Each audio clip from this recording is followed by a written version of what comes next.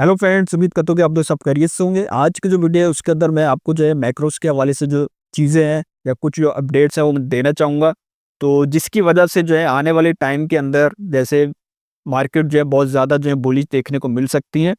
तो अगर मैक्रोस जो हैं वो बुलिश होती हैं तो उसका डायरेक्ट जो इम्पैक्ट है वो आपको जो है स्टॉक मार्केट और क्रिप्टो मार्केट में भी जो है देखने को मिलता है। तो वो कौन-कौन सी ऐसी न्यूज़ है, वही चीज़ है जो है आज की जो वीडियो उसके अंदर मैं कवर करूँगा।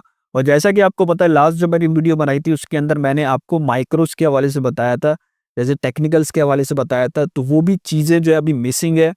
अगर वो भी उसी तरह जो है प्ले आउट होती देखने को मिलती हैं जिस तरह प्रीवियस जो है साइकिल्स में हमें जो है देखने को मिली थी, जो बुल रन का जो साइकिल है उसकी मैं बात कर रहा हूँ, उसी तरह चीज़ें प्ले आउट होती देखने को मिलती है तो फिर हम जो है बेयर मार्केट को जो है कॉल आउट कर सकते हैं कि हाँ जो है बेयर मार्केट जो है वो स्टार्ट हो गई है। मगर वो चीज़ें सब मिसिंग है। तो अगर आप उसके बारे में जानना चाहते हैं तो वो सब चीज़ें मैंने जो है एक्सप्लेन की थी अपनी जो लास्ट वीडियो उसके अंदर। तो वो मेरी जो वीडियो है वो चैनल पे अवेलेबल है, आप जाकर जो है देख सकते हैं। तो आज की जो वीडियो है उसके अंदर मैं जो है कवर कर रहा हूँ मैक्रोस के हवाले से। तो फर्स्ट जो न्यूज़ है वो मैं आपके सामने जो है शेयर करता हूँ अभी। उससे पहले ये है कि अगर आप मेरे चैनल पे न्यू हैं और अब तक अगर आपने जो है मेरे चैनल को सब्सक्राइब नहीं किया तो सब्सक्राइब कर लें। उससे ये फ़ायदा होगा, इसी तरह की जो इन्फॉर्मेटिव जो वीडियोज़ है वो आपको जो है टाइम टू टाइम जो है मिलती रहेंगी। सबसे पहले जो न्यूज़ है वो मैं आपसे जो है शेयर करना चाहता हूँ मैक्रोस के हवाले से, और वो क्या न्यूज़ है जो बहुत ज़्यादा बुलिश जो है मार्केट के हवाले से देखने को मिल सकती है, और वो है इंटरेस्ट रेट के हवाले से। तो यहाँ पर आप देख रहे हैं कि जो इंटरेस्ट रेट है वो अक्टूबर के महीने में जो है कट होने के बहुत ज़्यादा चांसेस है, 94.8% चांसेस है। सही है। और उसके बाद जो है दिसंबर का भी अगर मैं आपको बताऊँ तो दिसंबर में भी जो है 93.5% जो है चांसेस हैं। तो ये एक बहुत ज़्यादा जो है बुलिश न्यूज़ है, क्योंकि अगर जो है इंटरेस्ट रेट कम होते हैं तो जितने भी लोग हैं उनको जो बैंक से लोन लेना जो है बहुत ज़्यादा जो है आसान हो जाता है। और जब वो लोन लेते हैं तो उसके बाद जो है फिर वो इक्विटी मार्केट जो है उसके अंदर जो है इन्वेस्टमेंट करते हैं, जैसे स्टॉक मार्केट हो गई, क्रिप्टो हो गई। तो इसका डायरेक्टली जो इम्पैक्ट है वो आपको जो है stock market and crypto market में देखने को मिलता है कि लोगों की जो स्पेंडिंग है वो बहुत ज़्यादा जो है देखने को मिलती है। तो इंटरेस्ट रेट कम होने का ये भी एक मतलब है, मगर दूसरी साइड पे इन्फ्लेशन जो है वो भी इंक्रीज हो सकती है। तो पहली जो न्यूज़ है वो मैंने आपसे शेयर कर ली कि इंटरेस्ट रेट के हवाले से, कि अगर इंटरेस्ट रेट कट हो रहा है तो ये भी एक मार्केट के लिहाज से बहुत ज़्यादा जो है बुलिश न्यूज़ है। दूसरी न्यूज़ भी मैं जो है आपसे जो है शेयर करता हूँ, और दूसरी न्यूज़ है फंडिंग बिल के हवाले से। जैसा कि आपको पता है कि यूएसए की जो गवर्नमेंट है उसका जो शटडाउन है वो चल रहा है। और वो शटडाउन क्यों चल रहा है? क्योंकि जो फंडिंग बिल है वो जो है पास नहीं हो रहे हैं। सही है। तो जैसा कि आपको पता है कि जो फंडिंग बिल है वो सेनेट से अप्रूव नहीं हो रहा है, उसके अंदर जो वोटिंग होती है उस वोटिंग में जो है उसको अप्रूव नहीं किया जा रहा, तो जिसकी वजह से ये जो फंडिंग बिल है पास नहीं हो रहा। और इसकी मैंने आपको एग्जाम्पल दी थी, जैसा कि आपको जो है ना पाकिस्तान के अंदर जो है बजट जो है वो हर साल जो आता है वो देखने को मिलता है। तो इसी तरह ये जो फंडिंग बिल्स हैं ये यूएसए का एक तरह का बजट है। तो ये जब अप्रूव होगा तो उसके बाद जो है डॉलर्स की बहुत ज़्यादा जो है प्रिंटिंग आपको देखने को मिलेगी।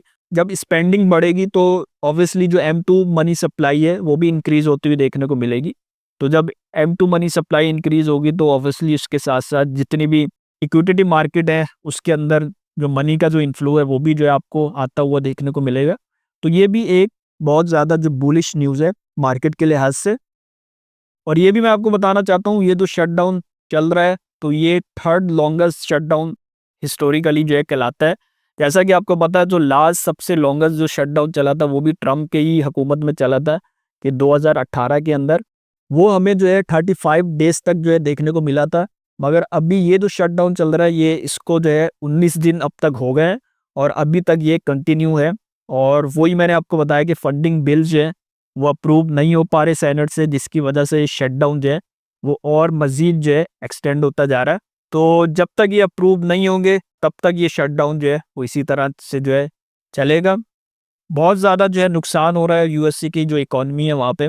मगर मे बी ये जो फंडिंग बिल है ये जब अप्रूव होंगे तो फिर चीज़ें जो हैं और भी ज़्यादा जो है क्लियर होंगी कि गवर्नमेंट को कितना जो पैसा है वो मिलता है, कि कितने ट्रिलियन या बिलियन डॉलर जो है ना उनको मिलते हैं, क्योंकि उनका एक पूरा बजट होता है साल का।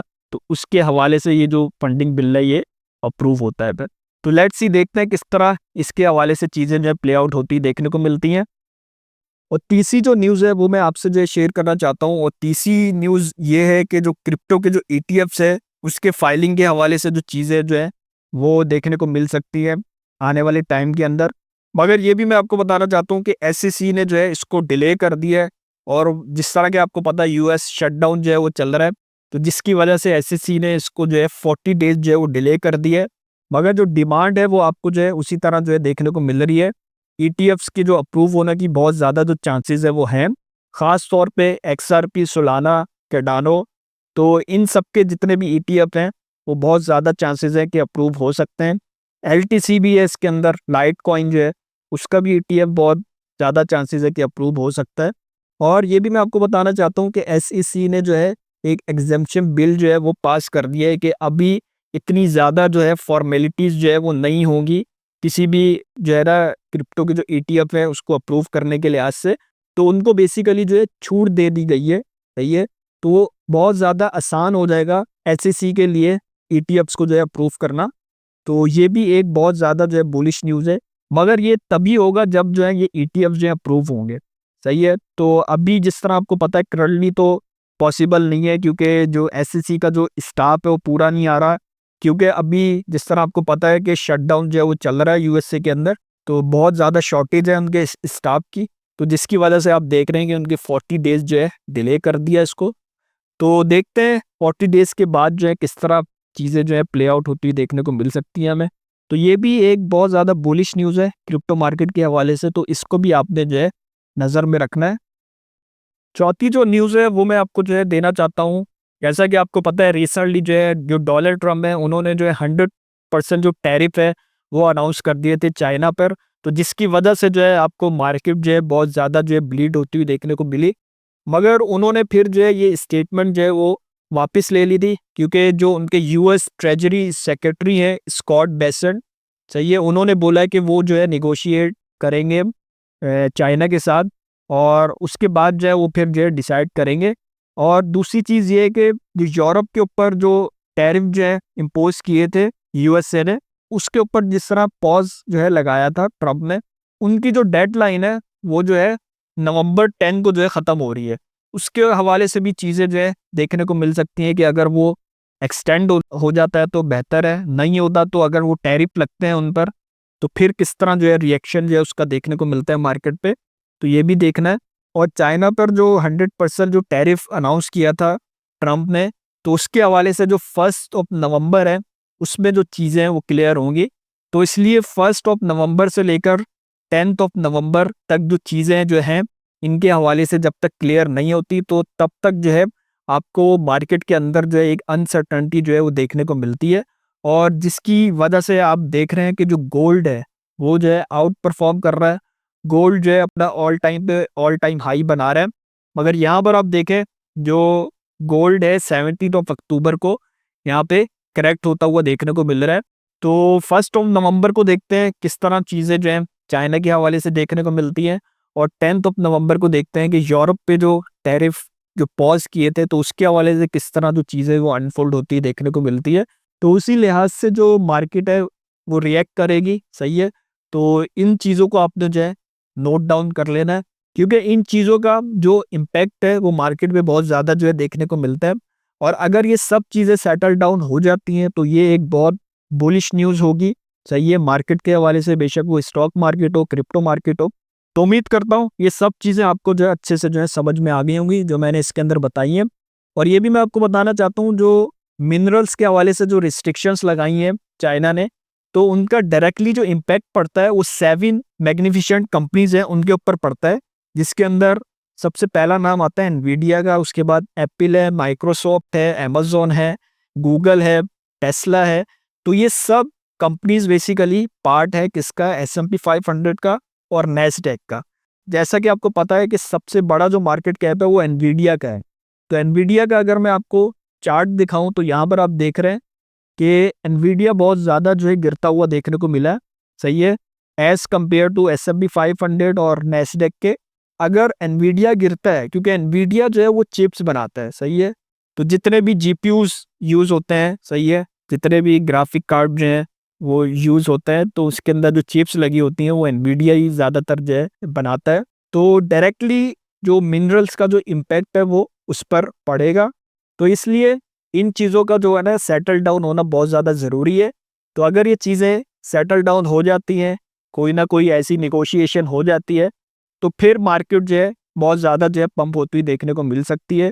उसके पीछे रीज़न क्या है? उसके पीछे सबसे बड़ा रीज़न इंटरेस्ट रेट कट होने के हवाले से है।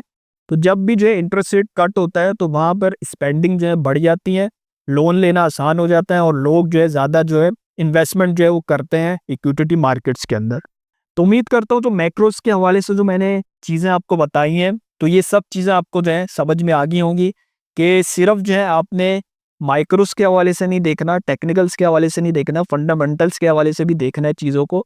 तभी जो है आपको एक क्लियर जो पिक्चर है वो पता चलती है कि आने वाले टाइम के अंदर मार्केट का जो नेक्स्ट मूव है वो आपको बुलिश देखने को मिल सकता है, जहाँ ये कि बेरिश देखने को मिल सकता है।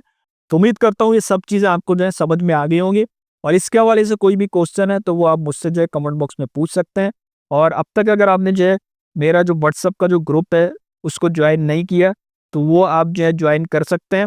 उसका जो लिंक है वो मैंने डिस्क्रिप्शन में मेंशन किया हुआ है, वहाँ पे जाकर आप जो है ज्वाइन कर सकते हैं। और इसके साथ-साथ अगर आपने जो है अब तक मेरे चैनल को सब्सक्राइब नहीं किया है और मेरी वीडियोज़ को लाइक नहीं किया तो वो कर लें। उससे ये फ़ायदा होगा, इसी तरह की जो इन्फॉर्मेटिव जो वीडियोज़ हैं वो आपको जो है टाइम टू टाइम जो है मिलती रहेंगी। चलें सही है, मैं मिलता हूँ आपको न्यू वीडियो में न्यू टॉपिक के साथ, तब तक के लिए अल्लाह हाफ़िज़।